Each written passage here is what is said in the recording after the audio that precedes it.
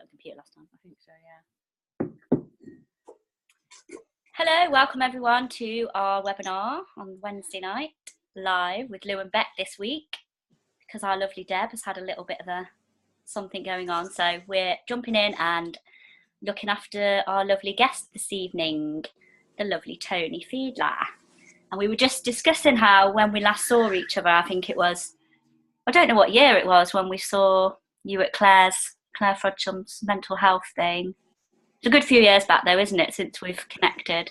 Yeah, I think I'm pretty good at remembering dates and years, actually. So I think about 2013, maybe, or maybe 14. But anyway, whatever it was, yeah, I do remember that. Yeah, it was interesting day, a good day, yeah, absolutely. So, are you up for giving us a little talk tonight, Tony, about how you came across the principles? Would you like to share that with us and when it was? And sure. Take the floor. Take the floor, the virtual floor. Okay. Well, going back 7 years now, 2011, I think the beginning of 2011 was a time when I was doing a lot of self-reflecting in my life. I think my mum had passed away the year before, and you know, just going through stuff, and we'd moved, and my partner had been made redundant, and I was a little bit woe is me, being somebody that always struggled with anxiety in certain respects in my life, and always had a level of anxiety there, so much so that it just became like normal. I didn't think it was, you know, kind of like anything unusual to consider not to have anxiety. But at the same time, I was kind of serial searcher. I was looking and found it extremely interesting to look at kind of psychological approaches and spiritual approaches to living a better life, a better quality life, a better quality internal life, I guess. So, and I remember this specifically well because I was really caught up in my head, really struggling with anxiety. And I don't usually talk about this when I talk about my initial experiences as a principal, so it's interesting this is coming up right now.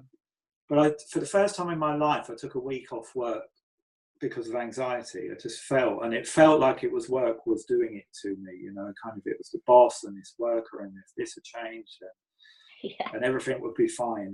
And I just knew instinctively I needed to take some time out just to settle down, calm down in life. And during that week, actually, we had somebody come and stay with us. We were living in Brighton at the time, and he was going, well, what's this all about? You know, this is somebody who's been through a lot of self-reflection and had some really, really kind of difficult life events happen to him. And he said, he just said a phrase to me. He said, it's never about what you think it's about. And I remember specifically that just opened something up in my mind to kind of consider, well, it's more than all this. I call it the front end of experience. That's one of my phrases I use a lot. I hope that makes sense to people there. But kind of what goes on really in your awareness, in your consciousness. But the interesting thing about that week is that I started to think about what I really wanted to do with my life, because I wasn't happy in the job, even though I could see there was deeper stuff. There was grieving going on for my mum. There was kind of moving house, you know, all those big things they put on that list of life events that causes stress. And I was aware of Jamie Smart, obviously that you guys will know of, and I saw he was doing a webinar. Sorry, not a webinar. We're doing a webinar. He was doing a 2-day conference in London. I plucked up the courage, bought my ticket, and a few weeks later, I remember going there. I remember going on the train up to London, full of anxiety, like, oh, I'm going to meet all these people. And he just started talking about these 3 principles. Now, what was interesting was I went to this conference more to find out about setting up a coaching business, because I was a trained coach. Yeah. And I'd used coaching and motivational training in the work I've done with people that are homeless. I've done a lot of work with people in sort of marginalised positions. And Aaron Turner was speaking on that day, and something just hit me. I didn't know what it was, but I knew at the end of the first day, something had changed. I felt clear. I felt great, really calm. And it was like, it's kind of like a eureka moment. It was bingo, there's something here. And I also remember what really hooked me in, the curiosity aspect, obviously, from my intellect, my ego got curious, because what I was hearing, that this work was not only being used by coaches in a professional setting, it was also being used with the homeless in America, and ex-offenders. The work that Kathy Casey has done was referenced. And they were talking about change was possible for everybody, but it was, and they used this word sustainable, it was lasting change. Now that got me curious, because everything that I'd been using and working with, sure, we were seeing results. And I was very good at getting people in front of me and pumping them up and believing that they can. But what I was noticing, they would go back into life. I guess that's how I would be. Slowly but surely, the old ways of thinking and being would come back, and not much would change or happen. And that hooked me in. That really got me curious. But mostly it was this change in my own being, I guess. And from there, that was it. I was just hooked. I needed to know more. I wanted to know more. And bless me, in those days, I came shouting back to Steve Adair, my partner, about this. Go, you've got to look at this. This is the most incredible thing. And I know he's got a story that hooks into that, because he resisted me every step of the way. Yeah. But he could see there was a change. And from my own perspective, I had a couple of weeks where it's like, that kind of old sack of rubbish you carry around psychologically, emotionally with you. It's like somebody came along and just cut it away with scissors, and it was just like I was seeing life fresh and new, and my awareness was expanded. I was seeing fresh, full, new possibilities. I was showing up differently. And the most significant thing that happened for me, one morning I was living in Brighton at the time, going into work, sitting on the top deck of the bus, probably listening to a Free Principles talk, which was probably Jamie interviewing somebody, because that was all that was available then. There wasn't much about at all, but I was hungry for it.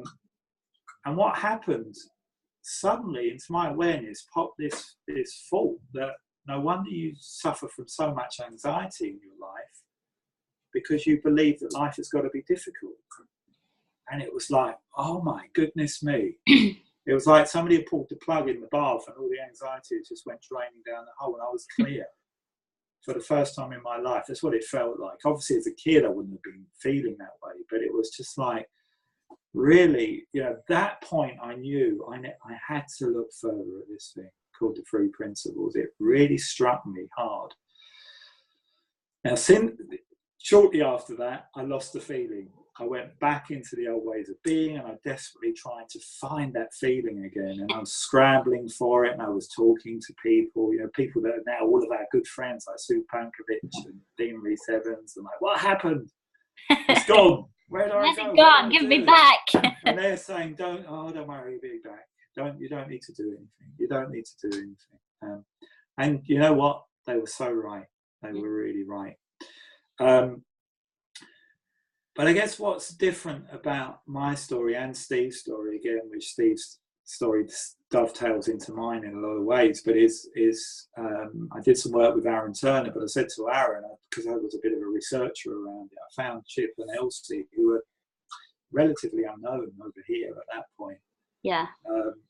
And found that they did that school on Salt Spring, and it just felt so right to go to where Sid Banks had his experience, and where these guys had been mentored by Sid were. In 2011, we were lucky enough to be in a position where we had the time, we had the financial backing to get out to Salt Spring.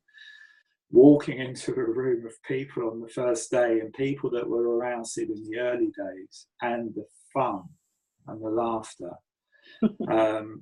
And then on from that, a year later, we were lucky enough to do a fellowship with Chip and Elsie on Salt Spring for 6 weeks. Again, things just aligned, and we found ourselves there, to really, I suppose, if anything, it was just immersing ourselves more in the spiritual aspect of what well, this is what it is about, is who we really are spiritually, right?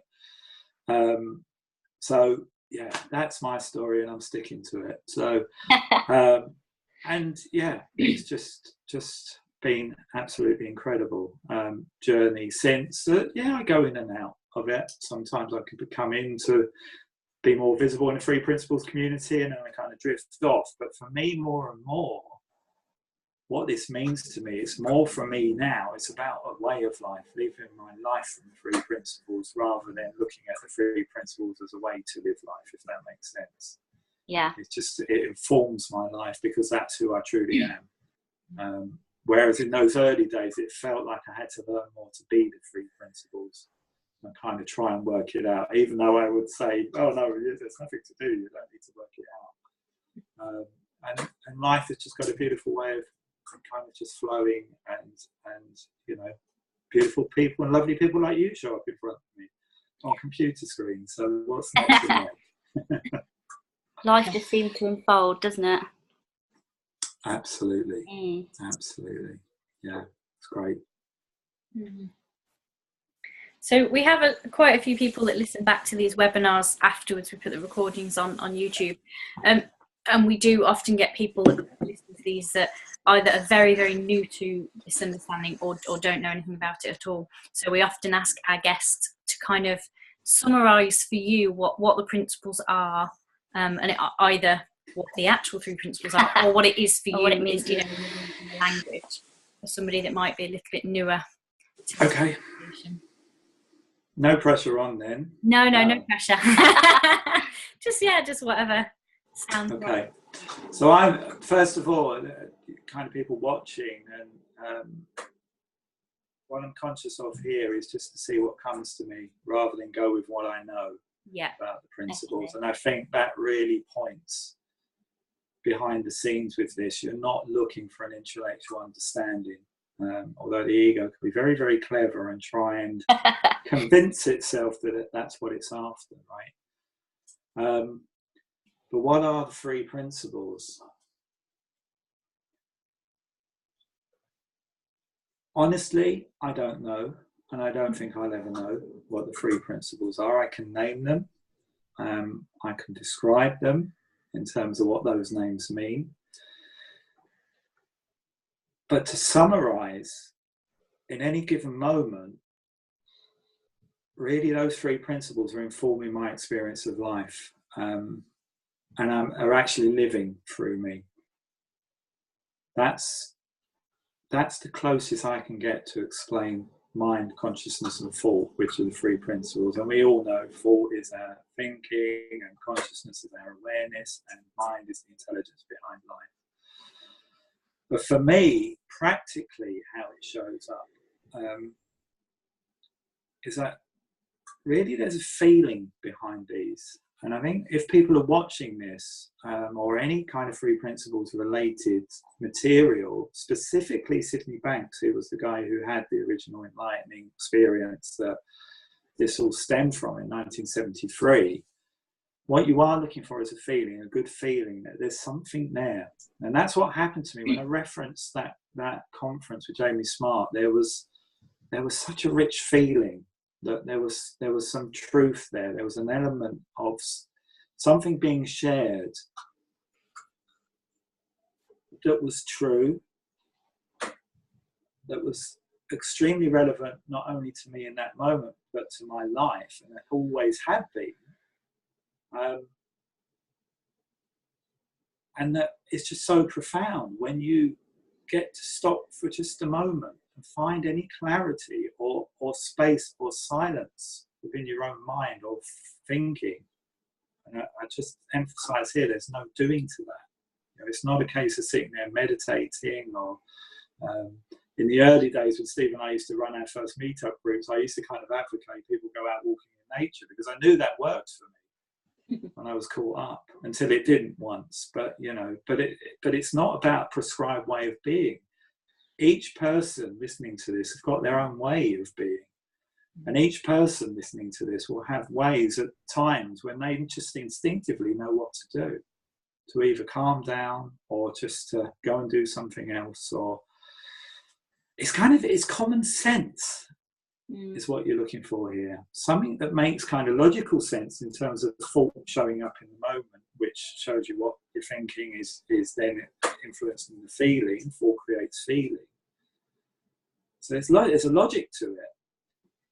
But then kind of behind the scenes, there's something bringing all of that to life. And that's us too.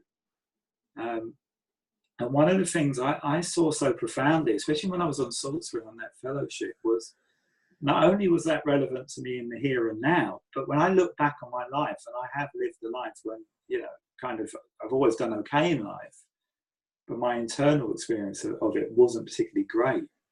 But I could still see then moments of clarity, moments of inspiration, moments of just knowing what to do in the moment.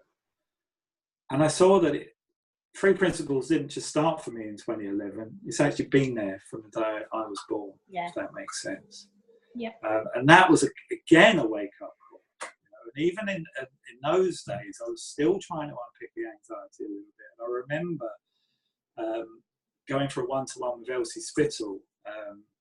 We went for coffee in this cafe, and it's kind of like, I said, Elsie, what about this anxiety and this social anxiety? I have a diagnosis of social phobia from way back when. I was still trying to unpick it. And she simply just said to me, well, dearie, as Elsie says, love that. She said, you've always done okay and you've always been okay, haven't you? And I went, well, I guess that's right. And then she moved the conversation on to something else, and in Elsie's way, she always goes for health, positivity. Now, I've sat with counsellors, I've sat with, you name it, I've given it a go in terms of trying to figure out the state of mind and mess that this diagnosis, why is this, what's this, blah, blah, blah. And this one person, Elsie, says this one simple thing, point me back that I've always been okay, was the most powerful thing, actually, in terms of that. So there's hope there. Even if you're watching this call or you're here on it now and you're trying to get a feel for it and you're not feeling great there's still something behind the scenes that's got your best interest at heart. And the more you start orientating and gravitating to that, trusting that, the more it starts showing up in your life and informing everything you do. And this is why I talk about, for me, it is now living life from the Three Principles, because it is life. I'm going to borrow a phrase from somebody, and it may even be Dear Dickon that this one comes from, but we're built for insight. Human beings are built for insight. We're built for fresh thoughts, fresh thinking in the moment. And that's enough just to hang on to, just to get you through. If you're feeling a little bit out of it, or even, last year I turned 50 last year. I know I look about 20, but I turned 50 last year. Joke, by the way. Oh, I was laughing. But I probably last year, if I'm honest, went through a bit of a midlife crisis.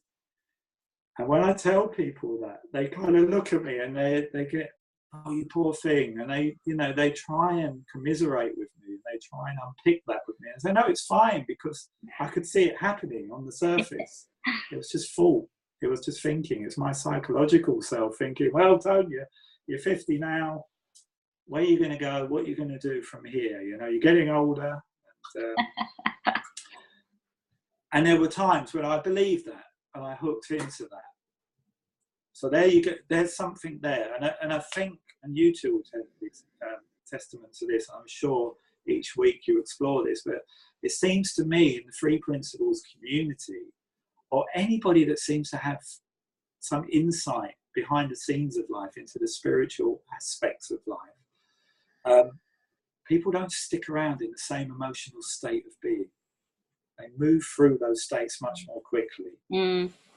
So we're not trying to find happiness or trying to find ecstatic feelings or joyful feelings.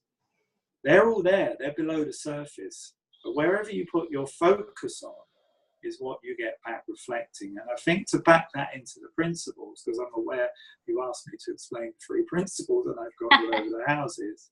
But to back that into the principles, for me, is that really the principle of thought is always in action. You know, the fact that we think, that's informing your experience. You don't always see it. And I recently, somebody jumped out at me from Sydney Banks recently, where he was talking about an iceberg, where you can only see the top part. Yeah. And you can see that it's the top part of your psychological makeup. You might understand that. Oh, there I go, silly me doing that again. And then there's all that stuff under the water that we don't see. So suddenly we might move into a bad mood for no apparent reason. Or we might attribute to that something happening to us on the outside. So life happens, it flows through us, and thinking informs that. Consciousness is what brings it all to life, the awareness behind life. Okay, we are consciousness, we're conscious beings.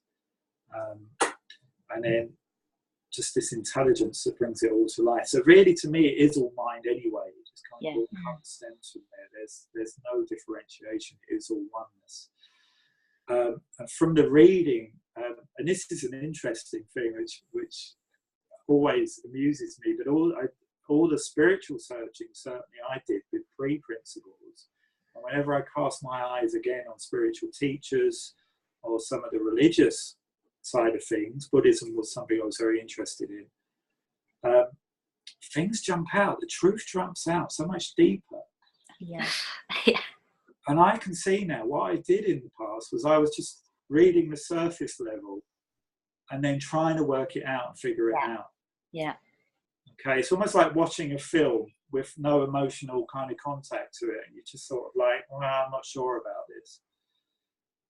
Let your feelings guide you in that respect, because they won't let you down. You know, the good feeling will always pull you forward. It will always clear the decks, new thought, fresh thought. Now, I know what the question is to that, because we get it in our groups and the work that we do is, well, how do I get clear? How do I get a good feeling? You know? And one thing I constantly reference is children.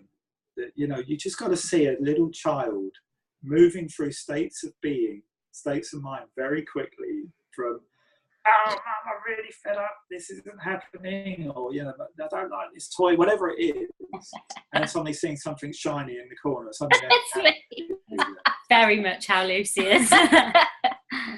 Okay, right, so relevant here. But that, to me, points to how, so Lucy's ahead of the game already. Right? Not always, but yeah. You know, it's just gorgeous, because that's how we've built. As adults, we've learned this seriousness, we've got this conditioned side. And if I could have a T-shirt that kind of described how my life was pre-principles, and still can get there, but I know that I'm there. It's serious tone, got to be serious. And I was brought up by a mother who used to tell me everything matters. I had to take everything seriously. So no wonder. And I'm not blaming her, because she would have been brought up by somebody. Yeah. Blah, blah, blah, you know. So you can see how we've moved away from that central core of our being in that respect. You know, we're kind of, it's almost like the intellect, the ego has taken over, especially the Western world, from what I can see.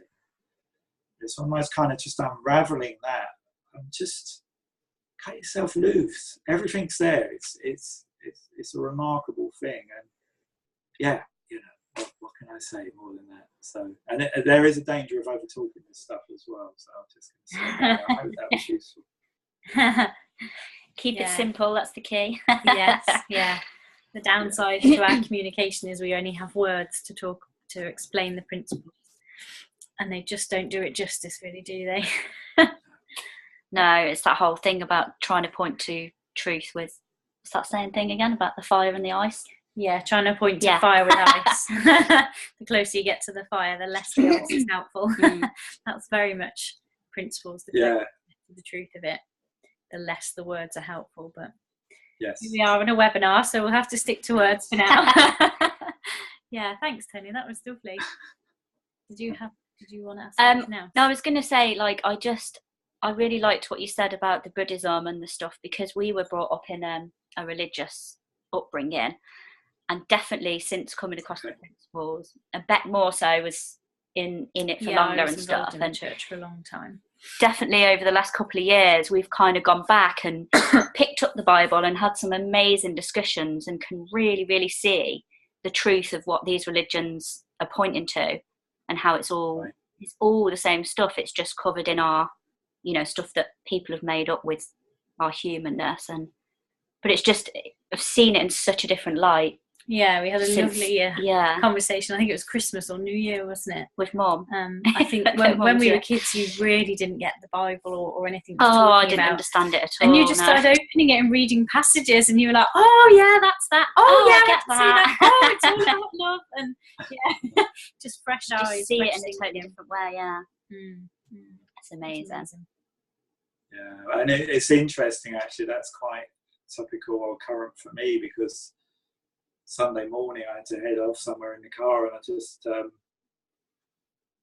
I usually, it was kind of some work I was doing, and I usually put a CD of Sydney Banks in the car just to kind of listen to, and it just helps me to settle within myself. Not that that's a technique, by the way. And I'd forgotten the CD, and I kind of started out. I thought, no, and it just felt right just to put the radio on. And it was when the Sunday service was on Radio 4 in the morning. Kind of like my immediate reaction was like, off. I don't want this stuff, because I wasn't brought up in a religious way. My dad was Catholic, but it wasn't talked about, and I wasn't forced to do anything. And around religion. So, I'm kind of one of these people that would put religion none on the form these days, because, I feel a little bit like I was given that freedom to make up my own mind, but I don't think that was by any design from my parents. It just was the way it was.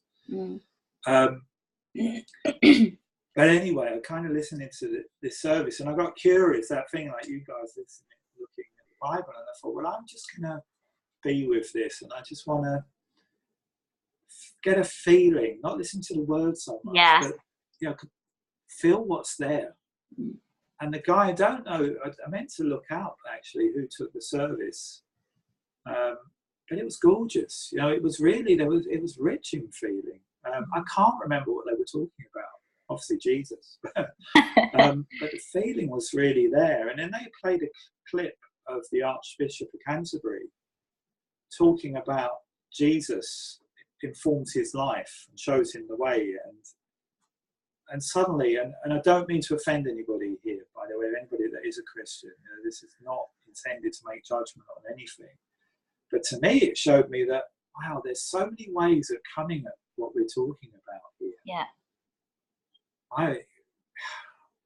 Through the three principles, we would talk about mind, intelligence behind life. Christians would talk about Jesus and God.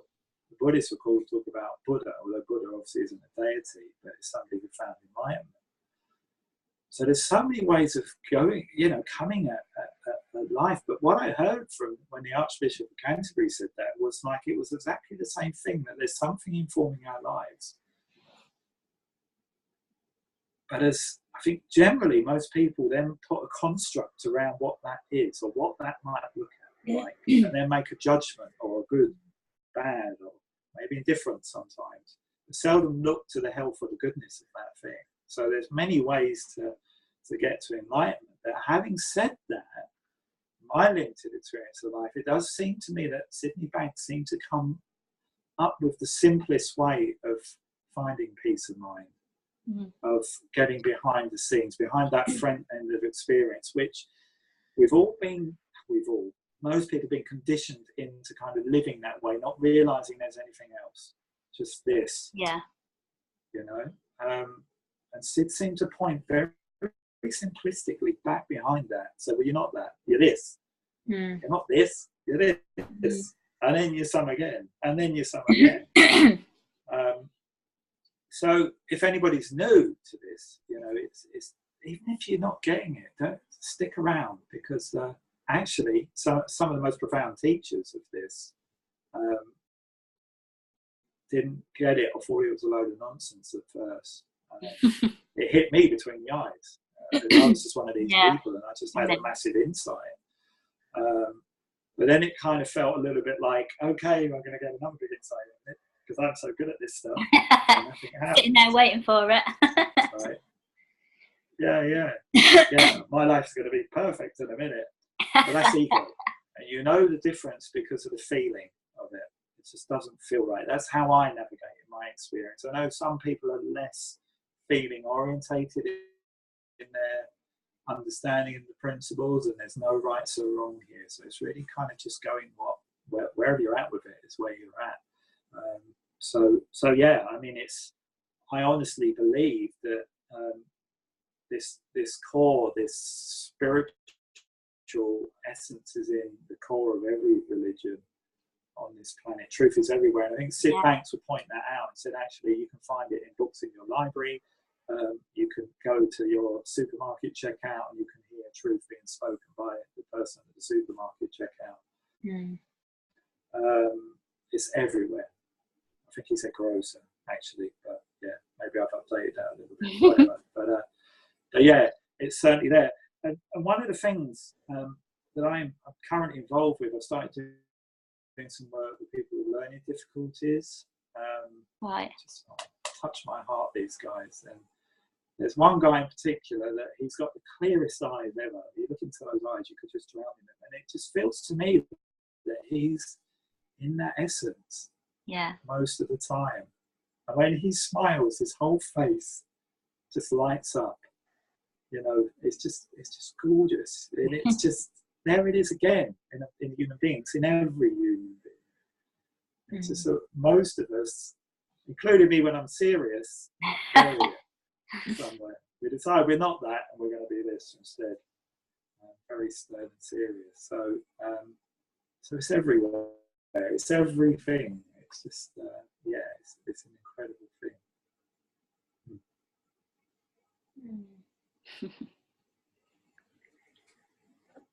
That was really good. Enjoyed hearing you say that. We were talking just before we started recording about what you're up to. Is it this weekend? You've got some guests in your house at the moment and there's some stuff happening this weekend. I'd love to hear a bit more about that if you wanted to share. Sure. Okay. I won't claim that it's my house. So I'm actually, and people that are watching, there are pictures of other people behind me. That's because we're staying with very lovely people, Sue Anderson and Bernie Parks, for those that know them. And you should approach Sue as a lovely person. Yes, she's on the list to ask. And so Bernie. Yeah, get in there. Encourage her. Now, Sue so I'm up in the northeast in a beautiful place called Saltburn by the Sea, which is a great place, and it's quite near to Middlesbrough. And Sue's been doing a lot of community work. She's been rolling out a second chance program, which is principles based, for a number of years now. She's had quite a good few hundred people come through her courses up here. And every year, second year on the trot, they do a conference up here, like a mental health conference. Last year, Bill and Linda Pettit came, and I spoke at it, and Steve Adair spoke, and other people from the community came up. That was a 2-day event. But on Friday, they're doing an event, a 1-day event, on caring from the inside out. And this guy called Dickon Bettinger, I don't know if you've heard of him, he's in the house right now. Yeah, so never heard of him. Yeah, don't know that guy. He's all right. He's not bad. Sounds like a dodgy character. And he's the keynote speaker. I think, I'm not sure if they have titled it that way, but Dickon speaking, Steve Adair speaking, Julian Freeman speaking, and then moi. I think I'm leading off events. And I'm going to be speaking about my experience over the last few years of having a dad and a brother that lived together, diagnosed both at the same time with dementia.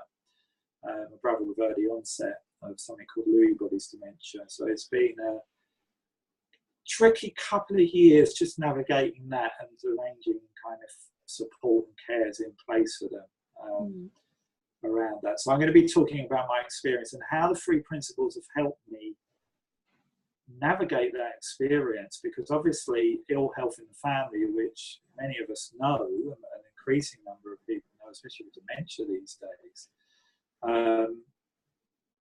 that it's quite a minefield to navigate. to get your head around what's going on, to find out about dementia, because it is quite an unknown. I think the general conception of dementia is way off, actually, to what it actually is. It's a terminal disease, basically. And then all the other aspects of that around family dynamics and people meaning well, and including myself, and sometimes getting it wrong, and people having different opinions, and then having carers coming into the family home where I grew up, and me having thinking about that. So how amazing to be able to kind of cut myself loose when I've been right up in my head, because we've also had times when they've both developed physical health problems, including hospital stays as well. So it's been quite a difficult couple of years around that. So I'm going to be talking about that. And how it's just so helpful to not get caught up in the story too much, or recognise when you are, and how as a family actually you can use it as an experience to come closer together, even though at times you feel like you're falling apart because everybody's kind of saying something completely different, or people aren't doing what they expect to, or I expect them to do. So I've learned a lot about how I show up and try and control everything as well. So that's on Friday. It's a freebie. So if anybody is in the area or wherever you are, because I know these principles can move people across oceans, me being one of those people. And Sue has kindly given me some paperwork on it, and there's a website I'll just read out: breckenhill.org.uk. And that's the community centre that Sue works out of with the Second Chance programme, but it's breckenhill.org.uk. And I think you'll find the event on there, and then links to the Eventbrite tickets to register. Oh, cool. Interesting event, because there's going to be a lot of mental health professionals there, and people from caring agencies and carer support type organisations, as well as people within the principals community or have some understanding. So there's going to be a lot of fresh people there. So that's really exciting, and to be part of that. And then Dickon's doing a 2-dayer up here as well, which is Saturday and Sunday, which is the public training, and the information will be there for that. Can I say what else I'm up to? Yeah, go for everything. Rather than promoting other people's events. Yeah, we've still got 15 minutes. Keep talking.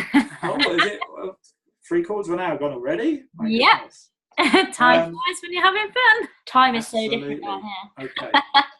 So, and maybe it might be useful for people to kind of hear how the crazy life I see reflecting in you guys, actually. The things happen, suddenly you're doing things that you never dreamt possible. You couldn't conceptualize or plan or set goals around stuff, because magic happens and you find yourself doing things that, were just off the radar, Yeah. And, I haven't really spoken a lot about what I do professionally or what I do with the principals, because I work with Steve Adair. And the last few years, we've done quite a lot of work out in Sweden. Again, Touches of Magic that came off the back of Viva, first Viva event in Spain. But a year ago, I was contacted through the Meetup website by somebody who wanted to talk to me about my experience with the principles. And Steve and I are also involved in doing LGBT work in London.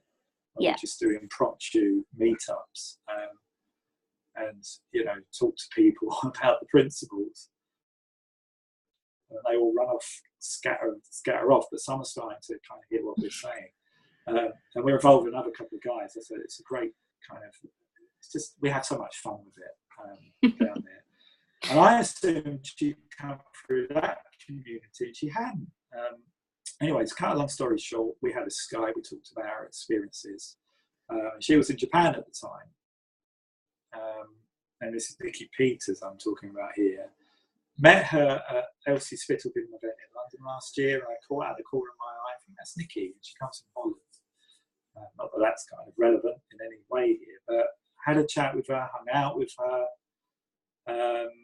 met her again somewhere else, and we just developed a relationship. And then Nikki ran she's very well travelled, and ran a retreat in Ladakh in India last year, and she just was staying with us, sitting on the couch with Steve and I, just having a chat. And she said, "Would you do a retreat with me in India this year?" So we put it out there, and yeah, game on. We've got enough people to make that happen, and that's in August, and I'm so excited about that. I mean, I would have gone without the retreat because it was just, I want to go. So it's just I think you said the same thing. You had him on. Yeah, we did actually. Yeah, it really caught my imagination. I think partly because Ladakh is, I'd never heard of it before, but it's a part of India that is on the Tibetan border there. So the Tibetan culture is steeped in Ladakh, more so than in Tibet, because obviously we all know the Tibet now with the Chinese influence there. So that excites me, that vibrancy of Tibetan Buddhism is there. So, and we've got this gorgeous, gorgeous retreat place out in the countryside for 10 days, with 3 days trekking, where we'll be staying with locals there as well. We'll be putting this up. We'll be looking at the principles. There's yoga. There's a great group of people coming together on that. And if people were interested, we have got a few spaces left, and then you could go to our website, which is probably the best place to go, which is 3P, which is obviously 3 principles, 3P for principles, life soul, lifesoul.co.uk, and all the information will be there. So that's the big event of the year, as far as my involvement and stuff. So, and again, just a dream come true, really, to do that. So that's upcoming. Yeah. That sounds fabulous. So I think that's probably all I've got to plug right now. Fantastic. Well, we've got maybe a little bit over 10 minutes left, so maybe we'll just see if there's anyone on the call that wants to ask a question. You can unmute yourselves. Put your hand up. Yeah, if you're on camera, you can put your hand up. If you've got anything you want to ask Tony about principles or about India or anything else you might want to ask him, feel free, go ahead. Where's Erica tonight? She normally has something to say. she's on there.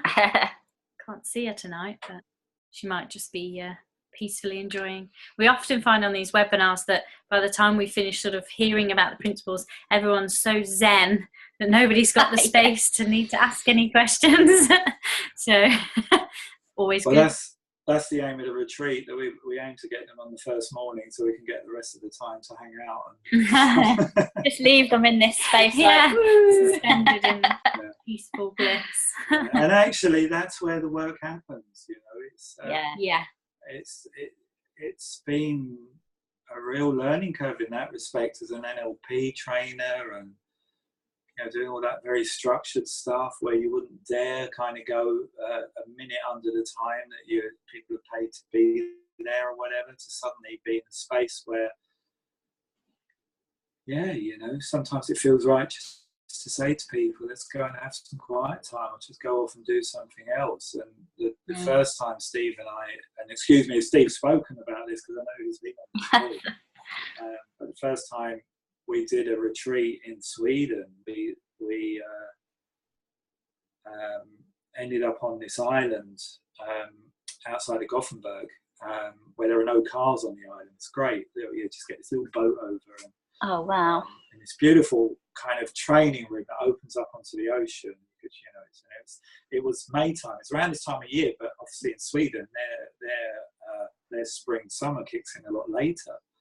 But it was the most gorgeous hot weekend. So what I've noticed with the Swedes, because we've been there a few times, when the weather suddenly comes good for the first time in the year, they go crazy because they don't get that heat or the sun. Sorry, anybody that's Swedish that's watching this, I don't mean to offend you in that respect. It's only Fred, don't worry. Might be Frederick, but we offend him all the time. So.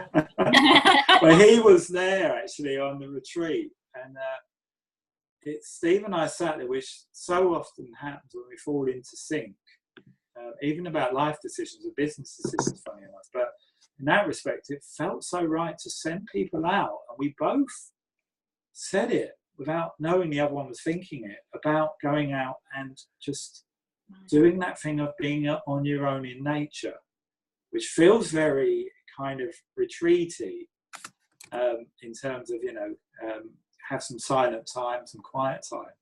But it felt right in the moment, and people just fell out of themselves. It was so interesting. It's a shame Frederick's not here. See, you know, kind of what he might have said about that. And what really amused me, because I went and joined them, and we went and had kind of people congregate back in the coffee where we had coffee and stuff. So we started chatting, but everybody was just so chilled out. And Steve had gone off somewhere else completely, and he came back full of noise. He was like, it's like, it was really funny. And then he kind of looked around here, and then suddenly realised everybody else was really kind of calm. It's almost like the teacher has suddenly kind of gone noisy. What's happened here? Yeah. So that's the essence of this, really. It's just finding those calmer feelings. And if there is that oneness, that connectedness, that unity of life, when people start to settle down, it only takes one or two, everybody starts to settle down. And that, you know, you guys know this, that gorgeous feeling just comes in the room. And sometimes it takes over, and it just shuts me up in the moment, and I can just feel that feeling. I used to think it was Chip and Elsie that were the only ones capable of doing that, going to Spring in the school where I had that experience. But it's just finding that quiet place within. So no wonder, you know, if people are coming on these calls, suddenly questions aren't relevant, because that's all intellect, that's ego. We're searching again, we're scrapping around. But if you're feeling even a little bit more settled, just do more of that, look in that direction. That's, for me, that, you know, that's, and I was doing that beforehand, but I just didn't realise that's what I was doing. You know, I would go off and have a walk in nature just to settle my mind. I knew something was true about that, but that's just me. Yeah, the doing aspect's almost irrelevant, but we are built to calm down. It doesn't work by firing thought at us constantly, trying to work out what's going on. Yeah. It's really just recognising that, you know, we're caught up. The snow globe thing. Definitely. Here, Yeah. That's what I'm seeing more of a lot lately, is just this whole, even if I go into a place of my mind going crazy or getting a bit of low thinking or whatever it may be, very quickly the next thought that pops into my head is, oh, there isn't anything to do. This is going to pass. It's built into the system. You know, it's just going to flow, and you're just having some thinking going on and stuff. And sometimes I have to take myself off and go and lie in the room for 10 minutes, and it passes so quick, and it's so much lighter, the experience of that, you know. So, and I just keep trusting in the system so much these days that, and then it passes. But then I even get the whole, when you're in an amazing feeling, it's remembering, well, that's going to pass too, you know, it's no different, it's all being created from the same place. So either one of those it's never going to last forever. Yeah, it's one of the things Debra talked about a bit today, was how when we can see that we've got thoughts coming in, thoughts going, that is just evidence that this system that we talk about, the principles that we point to, are at work. We are working in action perfectly fine. If we're having thoughts, and if we're getting, you know, caught by them, and then they pass, and then a new fresh thought comes, that is just evidence that this system is at play. So it's sort of, you know, if you need evidence that what we're talking about is truth, then there it is, it's happening. And I thought that was quite powerful when she was saying that earlier. Yeah.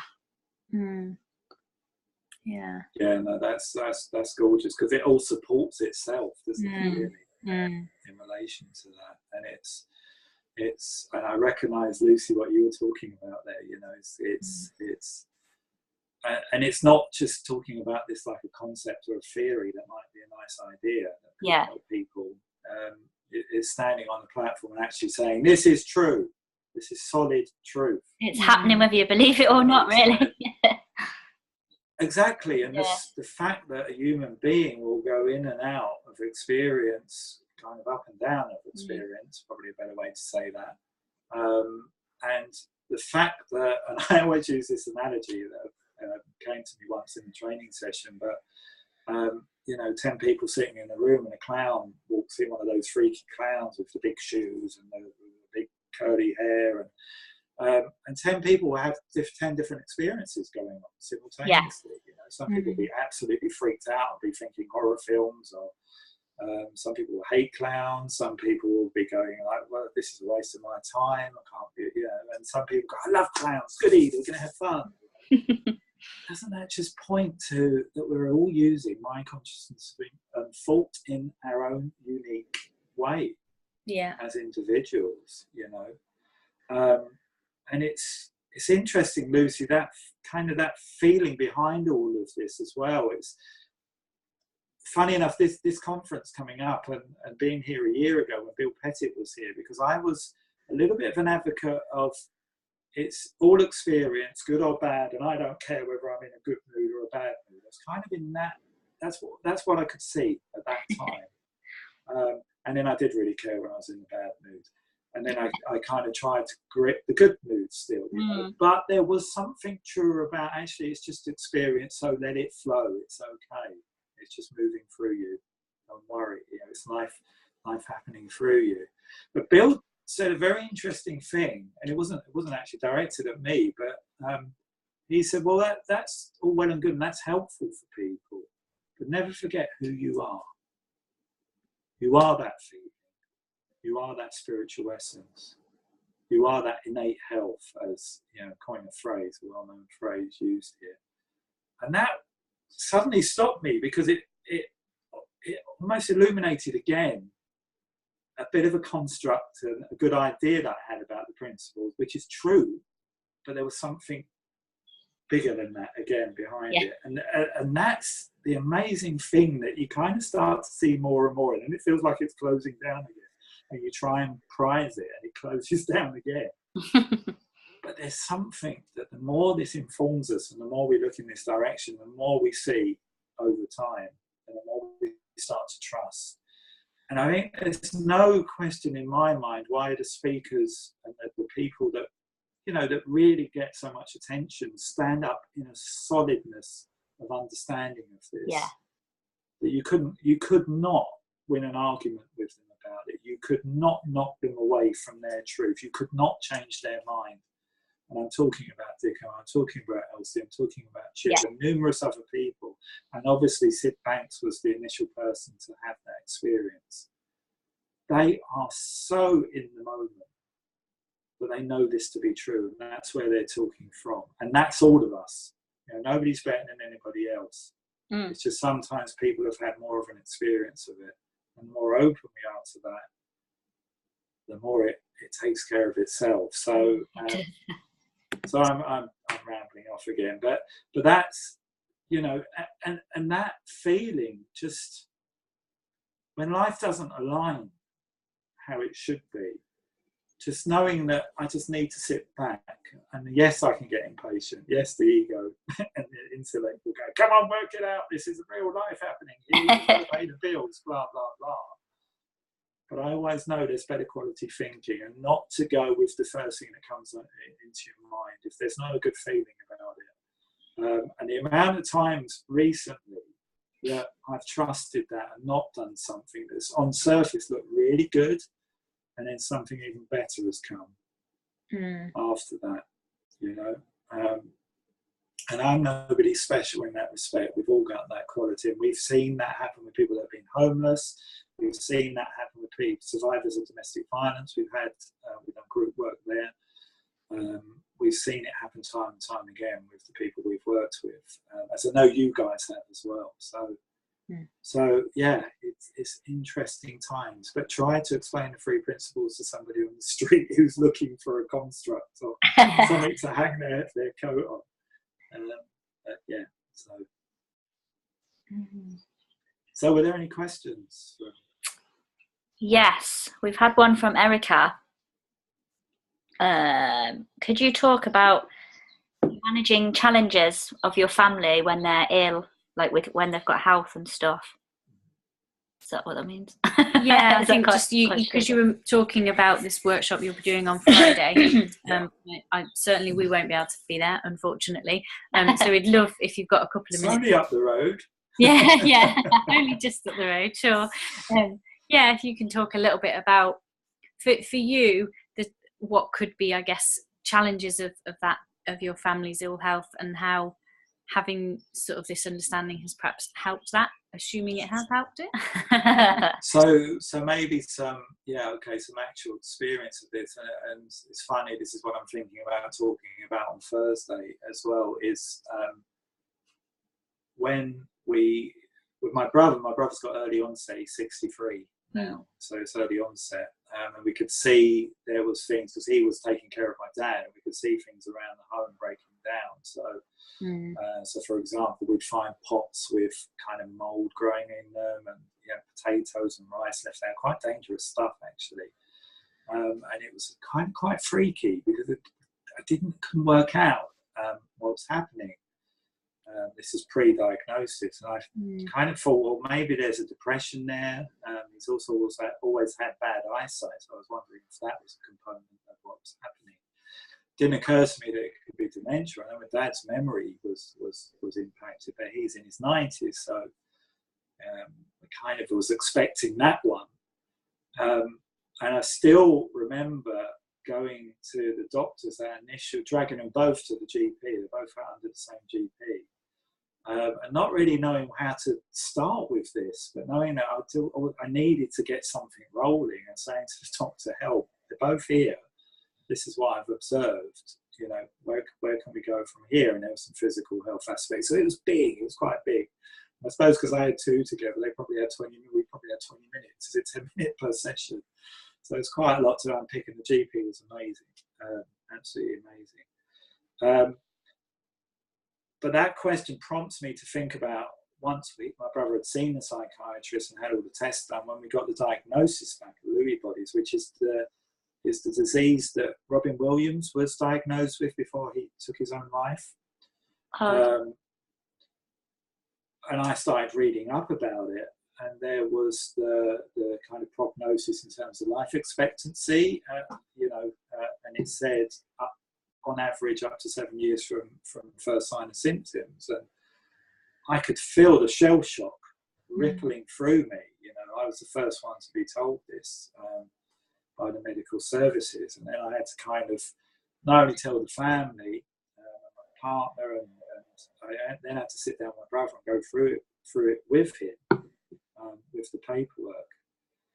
And I could feel that almost like a grieving feeling, heavy feeling. It was such a shock. Those shocks when they come at you. It's the same with somebody who passes away or gets ill suddenly. And this, obviously, it was an illness. But I knew not to invest too much meaning or spend time. I knew that psychologically, that's just something that was going to go through my experience, and just to trust myself behind that, to find my way through it somehow, to find the moments in the right way to speak to my brother. And even sitting down with my brother at that moment in time, it didn't feel right to talk to him about the life expectancy point at that time. I thought he's had a lot of information here. We approached that a few weeks later when he'd had time to kind of break that down. So, and then it's, when lots of things are flying at you, and one of the reasons I've taken a back seat over the last few years with the principles, slowly coming back to life in terms of my own kind of what I'm working on, is because I've been concentrating on the house and getting things sorted out and care in place. But there are so many things to navigate and consider in kind of making sure that their well-being, their health is catered to the best it possibly can be. Sometimes it feels like the minutest little thing at the time can feel like the biggest thing in the world. An example of that, I had to wait 45 minutes for the GP surgery to answer the phone one day.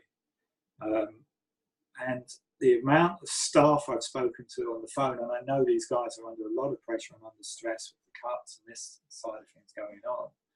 And I've had to catch myself in the moment wanting to go to them. And could sense that they were very caught up, because they get that constantly, day in, day out, and they've not created that situation. Maybe they could do with some better training to handle people. but then backing up again to get back my needs in terms of what I needed and what I signed up for in the first place. And sometimes I've had to try and understand the system, how it hangs together to get the result I've wanted to, but also try and take care of their feelings, even though that's not about me. But it's, you know, so it's just catching, it's just being aware of that emotional charge.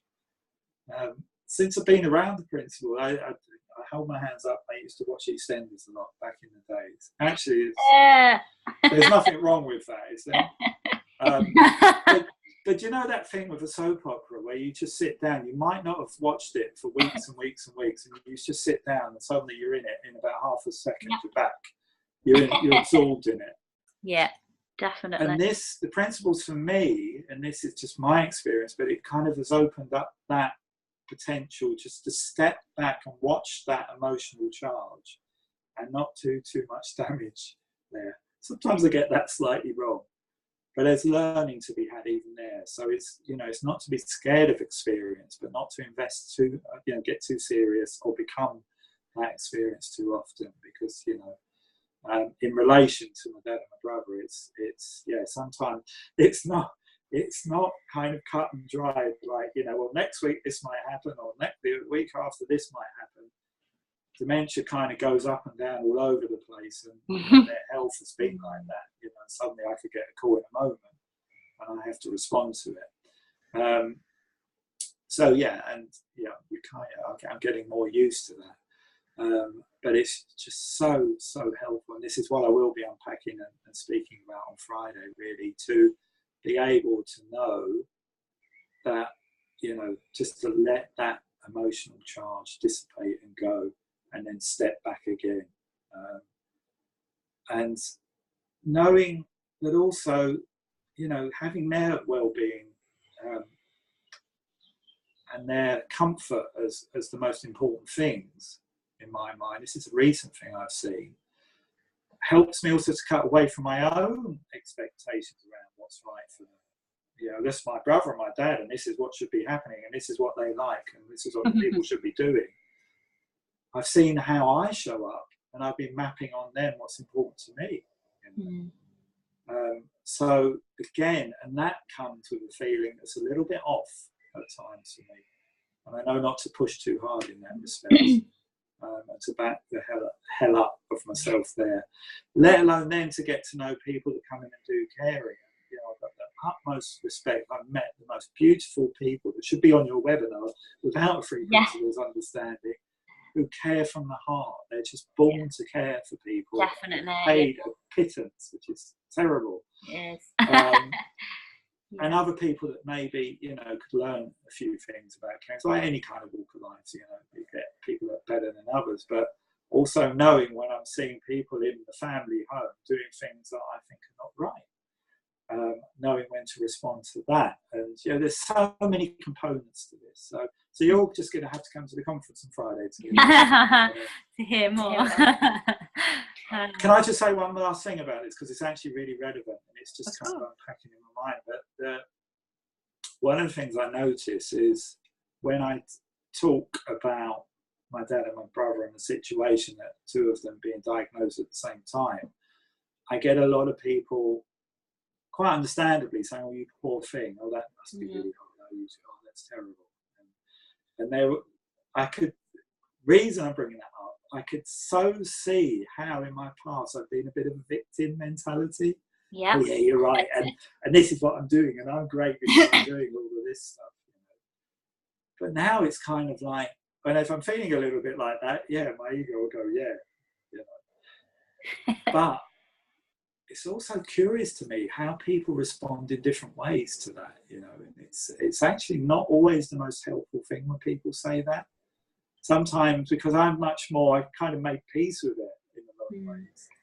I'm a bit matter of fact maybe at times about it. But, you know, sometimes people almost want to drag you into their version of what that might be looking like. So maybe I'll just leave it on that for people as well. It's, you know, wherever we're at,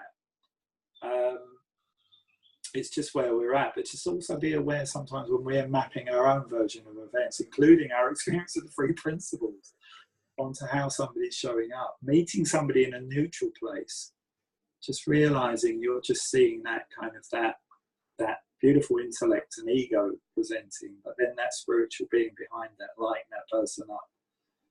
That's what, whether I'm currently doing work with young homeless in Brighton, and I'm currently doing some work in Milton Keynes with people with learning difficulties, as well as my dad and my brother and the work we do. But it's always the same, no matter what's going on the surface. It's always just looking for that light within the person. Mm. Simple as that. Simple as that. Perfect.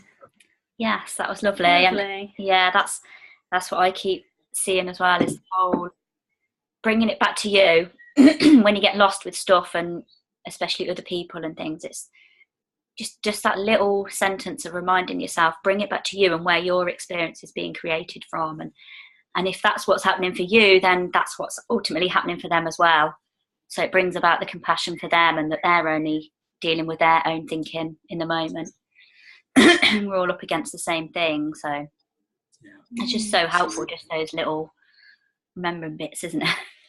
To see how people are. Yeah, Yeah, for sure.